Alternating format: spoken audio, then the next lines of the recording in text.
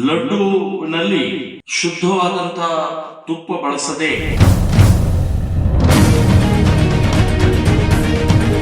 ಗೋಮಾಂಸದ ಕೊಬ್ಬು, ಹಂದಿ ಕೊಬ್ಬು ಮಾಜಿ ಮುಖ್ಯಮಂತ್ರಿಯ ಸರ್ಕಾರದ ಅವಧಿಯಲ್ಲಿ ನಡೆದಂತಹ ಘೋರ ಅಪರಾಧ. ತಿರುಪತಿಯ ತಿಮ್ಮಪ್ಪ ಕೂಡ ಕ್ಷಮಿಸಲಾರದಂತ. ಸೊ ಇಂಥ ಒಂದು ಘೋರ ಅಪರಾಧ ಮಾಡಿದಂಥವ್ರು ಯಾರ್ಯಾರು ಅವರನ್ನ ಎನ್ಕೌಂಟರ್ ಮಾಡಿ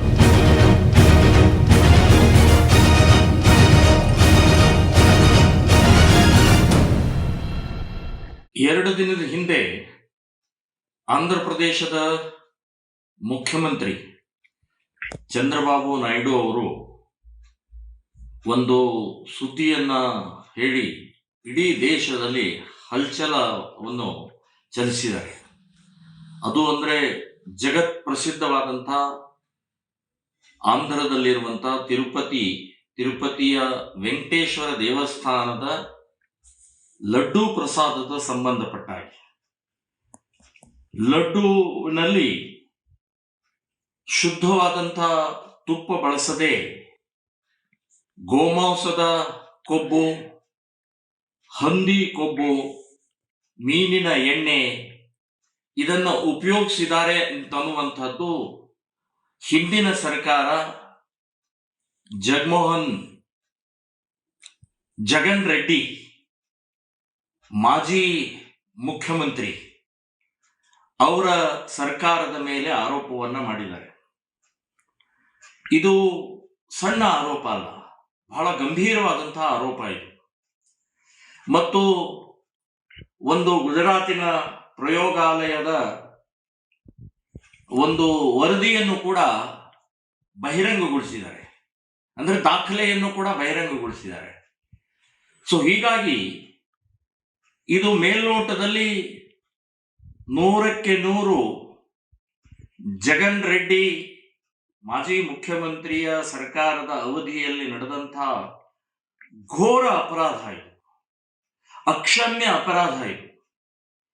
ಸೊ ಇದನ್ನು ಎಂದೂ ಯಾವತ್ತಿಗೂ ಕೂಡ ಹಿಂದೂ ಸಮಾಜ ಅಷ್ಟೇ ಅಲ್ಲ, ತಿರುಪತಿಯ ತಿಮ್ಮಪ್ಪ ಕೂಡ ಕ್ಷಮಿಸಲಾರದಂಥ ಅಪರಾಧವನ್ನ, ತಪ್ಪವನ್ನ ಇವತ್ತು ಅವರು ಮಾಡಿದ್ದಾರೆ. ಕೋಟ್ಯಾಂತರ ಲಕ್ಷ ಕೋಟಿಗಟ್ಟಲೆ ಇವತ್ತು ಅಲ್ಲಿ ಭಕ್ತಾದಿಗಳು ಬರ್ತಾರೆ. ಬರೀ ಆಂಧ್ರ ಪ್ರದೇಶ, ಕರ್ನಾಟಕ ಅಥವಾ ಸುತ್ತಮುತ್ತಲಿನ ರಾಜ್ಯ ಅಷ್ಟೇ ಅಲ್ಲ, ಇಡೀ ದೇಶದಿಂದ ಬರ್ತಾರೆ, ಜಗತ್ತಿನಿಂದ ಬರ್ತಾರೆ. ಸೊ ಅಂಥ ಪವಿತ್ರ ಪುಣ್ಯಕ್ಷೇತ್ರ, ನಂಬಿಕೆ ವಿಶ್ವಾಸ ಇದ್ದಂಥ ಭಕ್ತಿ ಭಾವನೆಗಳ ತುಂಬಿ ತುಳುಕ್ತಾ ಇರುವಂಥ ಆ ಪುಣ್ಯಕ್ಷೇತ್ರದ ಪ್ರಸಾದದಲ್ಲಿ ಇವತ್ತು ಇಂಥ ಒಂದು ದ್ರೋಹ ಮಾಡಿದ್ದಾರೆ ಅಂತಂದ್ರೆ ಇದನ್ನ ಕ್ಷಮಿಸಕ್ ಸಾಧ್ಯನೇ ಇಲ್ಲ. ಸೊ ಇಂಥ ಒಂದು ಘೋರ ಅಪರಾಧ ಮಾಡಿದಂಥವ್ರು ಯಾರ್ಯಾರಿದ್ದಾರೋ ಅವರನ್ನ ಎನ್ಕೌಂಟರ್ ಮಾಡಬೇಕು. ಈ ರೀತಿಯ ಕ್ರಿಮಿನಲ್ ಅಪರಾಧ ಇದು. ಒಂದು ಹಿಂದೂಗಳ ನಂಬಿಕೆ ವಿಶ್ವಾಸ ಇದಕ್ಕೆ ಆಘಾತ ಮಾಡುವಂಥ ಅಥವಾ ಪ್ರಸಾದ ಅನ್ನುವಂತಹ ಪವಿತ್ರವಾದಂತಹ ಆ ಒಂದು ವಸ್ತುವಿಗೆ ಕಲಂಕ ತಂದಂಥ ಇವತ್ತು ಆ ಸರ್ಕಾರದ ಯಾರ್ಯಾರು ತಪ್ಪಿತಸ್ಥರಿದಾರೋ ಅವರ ಮೇಲೆ ಬರೇ ಇವತ್ತಿನ ಕೋರ್ಟಿನ ಸೆಕ್ಷನ್ಗಳ ಹಾಕಿದರೆ ಸಾಲುವುದಿಲ್ಲ, ಕಠಿಣ ಕ್ರಮ ತಗೊಳ್ತೀವಿ ಅಂತ ಹೇಳಿ ಇವತ್ತಿನ ಮುಖ್ಯಮಂತ್ರಿಗಳು ಬೇರೆ ಬೇರೆಯವರು ಏನು ಹೇಳ್ತಾರಲ್ಲ ಅದು ಬರೀ ಹೇಳಿದ್ರೆ ಆಗೋದಿಲ್ಲ. ಇದು ಬಹಳ ದೊಡ್ಡ ಅಪರಾಧವನ್ನ, ಘೋರ ಅಪರಾಧವನ್ನ ಮಾಡಿದರೆ ನಾಳೆ ತಿಳ್ಕೊಳ್ಳಿ, ಇದೇ ಲಡ್ಡುವಿನಲ್ಲಿ ವಿಷ ಹಾಕಿದ್ರೆ, ಇದೇ ಲಡ್ಡುವಿನಲ್ಲಿ ಸ್ಲೋ ಪಾಯ್ಸನ್ ಹಾಕಿದ್ರೆ ಹಾಕುವಂತಹ ನೀಚ ಬುದ್ಧಿ ಪ್ರವೃತ್ತಿ ನಿಶ್ಚಿತವಾಗಿ ಇವತ್ತಿನ ಈ ರಾಜಕಾರಣಿಗಳಲ್ಲಿದೆ. ಈ ಜಗನ್ ಅವರ ಅಪ್ಪ YS ರಾಜಶೇಖರ್ ರೆಡ್ಡಿ ಅಲ್ಲಿರುವಂತಹ ಬೆಟ್ಟಗಳನ್ನ ಕ್ರಿಶ್ಚಿಯನ್ರಿಗೆ ಕಾಂಟ್ರಾಕ್ಟ್ ಕೊಡುವಂತಹ, ಕ್ರಿಶ್ಚಿಯನ್ರಿಗೆ ಒಪ್ಪಿಸುವಂತಹ ಪ್ರಯತ್ನವನ್ನ ಮಾಡಿದರು.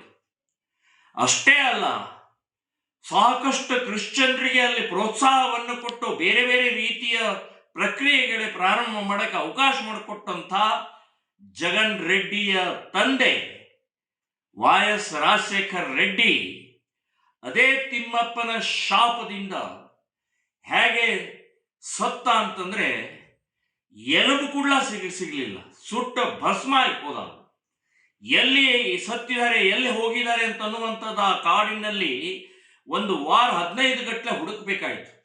ಅಷ್ಟು ಕ್ರೂರವಾಗಿ ತಿಮ್ಮಪ್ಪನ ಹಿಂದೂ ಸಮಾಜದ ಶಾಪ ತಟ್ಟಿದ ಪರಿಣಾಮದಿಂದ ಅವನು ಸತ್ತ. ಅದೇ ಮಾದರಿಯಲ್ಲಿ ಇವತ್ತು ಈ ಘೋರ ಅಪರಾಧ ಮಾಡಿದಂತ ಸರ್ಕಾರದ ಆ ವ್ಯಕ್ತಿ, ಪ್ರಮುಖ ವ್ಯಕ್ತಿ, ಮಾಜಿ ಮುಖ್ಯಮಂತ್ರಿ ಹೀನಾಯವಾಗಿ ಸೋಲಿಸಿದ್ದಾರೆ.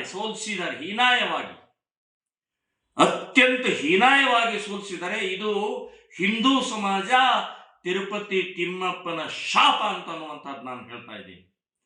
ಸೊ ಈಗ ಚಂದ್ರಬಾಬು ನಾಯ್ಡು ಆಗಲಿ, ಪವನ್ ಕಲ್ಯಾಣ್ ಆಗಲಿ, ಬಹಳ ಒಳ್ಳೆ ಇವತ್ತು ಆಂಧ್ರ ಪ್ರದೇಶದಲ್ಲಿ ಆದಂಥ ಮತಾಂತರದ ಸಂಬಂಧಪಟ್ಟಾಗಿರ್ಬೋದು, ಇಸ್ಲಾಮೀಕರಣ ಸಂಬಂಧಪಟ್ಟಂತಹದಿರ್ಬೋದು, ಅದನ್ನೆಲ್ಲವನ್ನು ಶುದ್ಧೀಕರಣ ಮಾಡ್ತಾ ಇದ್ದಾರೆ. ಅದರ ಜೊತೆಗೆ ಜಗತ್ ಪ್ರಸಿದ್ಧವಾದಂಥ ತಿರುಪತಿ ತಿಮ್ಮಪ್ಪನಲ್ಲಿ ಆದಂಥ ಘೋರ ಅನ್ಯಾಯ, ಅಪರಾಧ, ಇದನ್ನ ತೊಳೆಯೋ ಸಲುವಾಗಿ ಅವ್ರು ಮಾಡುವಂತಹ ಕೃತ್ಯಕ್ಕೆ ಸಂಪೂರ್ಣವಾಗಿ ಹಿಂದೂ ಸಮಾಜ ಬೆಂಬಲಿಸುತ್ತೆ ಅಂತನ್ನುವಂಥದ್ದು ನಾನು ಹೇಳ್ತಾ ಇದ್ದೀನಿ.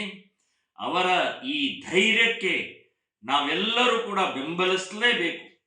ಸೊ ನಾನು ಚಂದ್ರಬಾಬು ನಾಯ್ಡು ಮತ್ತು ಪವನ್ ಕಲ್ಯಾಣ್ ಅವರಿಬ್ಬರಿಗೂ ನಾನು ಹೇಳ್ತಾ ಇದ್ದೀನಿ, ಇವತ್ತು ಬರೀ ವರದಿಯನ್ನು ಬಹಿರಂಗ ಮಾಡಿದೀವಿ ಅಥವಾ ಅಲ್ಲಿದ್ದಂಥ CEO ಸಸ್ಪೆಂಡ್ ಮಾಡಿದೀವಿ, ಇನ್ಯಾರನ್ನೋ ಕೇಸ್ ಹಾಕಿದೀವಿ ಅಂತ ಅನ್ನೋದು ಅಷ್ಟೇ ಸಾಲದು.